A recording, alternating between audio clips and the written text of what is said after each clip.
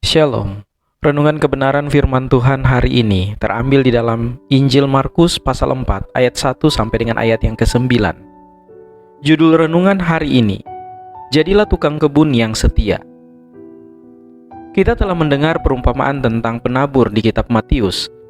Hal itu merupakan penjelasan yang luar biasa tentang bagaimana penyebaran Injil dan penerimaan orang akan Injil. Yesus memberitahu kita tentang 4 jenis tanah atau orang yang mendengarkan Injil. Tanah pertama diwakili oleh jalan. Tanah ini keras, benih tidak dapat menembusnya, dan oleh karena itu dimakan oleh dunia, hilang terbawa angin dan dilupakan.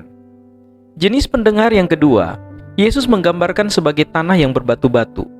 Ini adalah kehidupan yang begitu penuh dengan kewajiban, tujuan, dan keinginan, sehingga kebenaran kitab suci tidak dapat dipertahankan.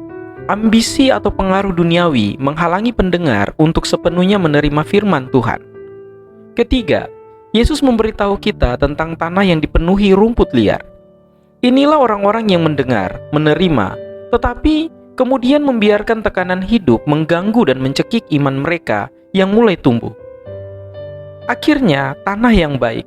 Ini adalah kehidupan orang yang mendengar Injil, menanggapi, bertobat, dan menjalani hidup mereka yang mengabdikan diri pada Tuhan. Alih-alih berfokus pada tanah hari ini, saya ingin kita memperhatikan penaburnya.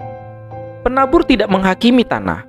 Penabur tidak menahan diri untuk menyebarkan benih karena tanahnya terlihat terlalu berbatu-batu atau terlalu penuh dengan rumput liar.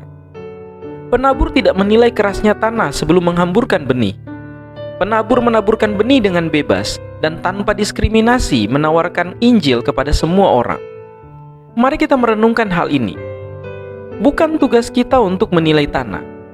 Penilaian itu akan terjadi setelah tanah menolak atau menerima benih, dan itu tidak akan dihakimi oleh kita. Bagian penghakiman dari kekristenan tidak berada di tangan kita. Kita tidak dipanggil untuk membedakan antara yang berkualitas ataupun yang tidak berkualitas. Kita dipanggil untuk menyebarkan kebenaran di setiap tempat yang Tuhan tawarkan. Ada aspek penting lain dalam hidup yang perlu kita renungkan. Kualitas tanah bisa berubah. Kita dipanggil untuk menjadi tukang kebun, bukan hakim. Lagi pula manusia pertama kali diciptakan dan diberi tugas merawat taman Tuhan. Kita masih memiliki panggilan yang sama. Karena dosa, tanah memiliki banyak batu dan rumput liar. Tetapi di bawah itu semua terdapat hati yang sangat membutuhkan seorang juru selamat. Bagikanlah Injil kepada semua orang. Bantulah membersihkan beberapa gulma dari kehidupan seseorang.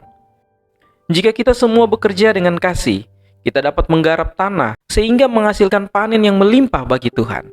Kiranya Tuhan Yesus menolong dan memberkati kita semua.